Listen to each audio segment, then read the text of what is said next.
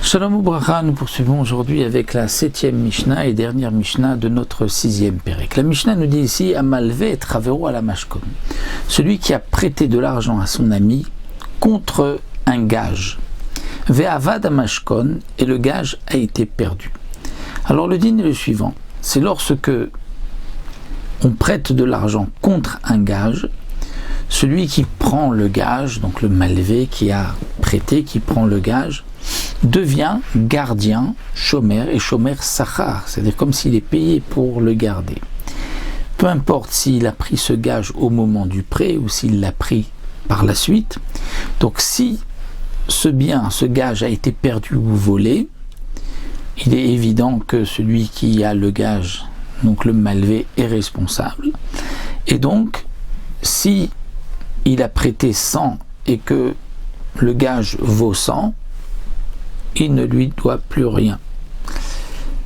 Si malgré tout, il lui a prêté 150 et le gage ne vaut que 100, là le lové doit payer la différence, 50.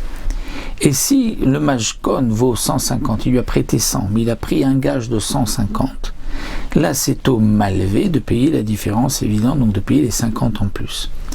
Si ça a été perdu, béonès, par un cas de force majeure, puisque le même shomer sachar est patour, eh bien dans ce cas-là, le malvé, lui aussi, il est shomer sachar, on l'a dit, donc il est patour, donc il va jurer qu'il l'a perdu par un cas de force majeure, et donc il va quand même pouvoir réclamer l'argent qu'il a prêté. Maintenant, le cas de la Mishnah, comme nous allons le voir, c'est qu'il peut y avoir aussi le modé b'miktsat ta'ana, dans un sens comme dans l'autre, tout dépend du prix du gage par rapport au prix du prêt. Alors, Amarlo, il lui a dit, c'est là, il vitira alav. Donc on va dire que c'est le malvé qui lui dit, tu sais, je t'avais prêté un sela sur ce gage que j'ai perdu, mais le gage ne vaut que un shekel, c'est-à-dire un demi-sela. Donc, c'est comme s'il lui dit, je t'avais prêté 100, le gage valait 50, c'est vrai que je l'ai perdu, je suis responsable, mais tu me dois 50. Va alors, et l'autre lui dit, lo, qui est la sela elvetani à la vesela yachave, il dit, tu m'as prêté un sela, mais le gage il valait un sela, tu l'as perdu, je ne te dois plus rien.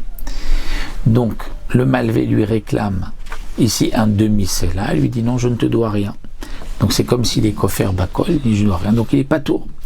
Mais s'il lui dit, Sela il vitir alav, je t'ai prêté un Sela sur ce gage, le shekel et yachave, il ne valait qu'un shekel, donc un demi-Sela, donc tu me dois un demi-Sela. Va alors, l'autre lui dit, non, alors qu'il est Sel tani alav, shosha dinarim et yachave. Il dit, il valait, effectivement, tu m'as prêté un Sela, mais lui ne valait un peu plus qu'un demi-Sela, il valait 3 dinarim. Donc je ne te dois pas un demi-Sela maintenant, je te dois un quart de Sela, un dinar, puisque le dinar, il y a 4 dinars dans un Sela. Là, il est chayav. Pourquoi? C'est modé miktsatana. Il lui dit, tu me dois 2. Il lui dit, non, je te dois que 1 dinar. Il lui dit, tu me dois un demi-sela. Il lui dit, non, je te dois que 1 quart. Modé miktsatana, il doit jurer. Maintenant, dans le cas contraire, où c'est le lové qui vient, il lui dit, sela il vitani alav. Tu m'as prêté un sela pour le gage, mais ce gage-là, shtaim achavé, il valait 2. Puisque tu l'as perdu, tu dois maintenant me rendre un sela. Va alors, mais tu dis non, qu'il est cela, il vitira la vaisselle, je t'ai prêté un cela là-dessus, il valait un cela, je l'ai perdu, c'est fini. Tu ne me dois rien, mais je ne te dois rien non plus. La patour, puisque lui réclame un cela, et l'autre lui dit non, je te dois rien. Mais dans le cas où il dit cela, il vitani alav, il dit tu m'as prêté un cela pour ça, au shtaim ayachave, et lui le gage valait 2, donc tu me dois maintenant un cela. Alors, l'autre lui dit, qu'il a cela, il dit, c'est pas vrai. Je t'ai prêté un cela, mais le gage valait 5 dinarim.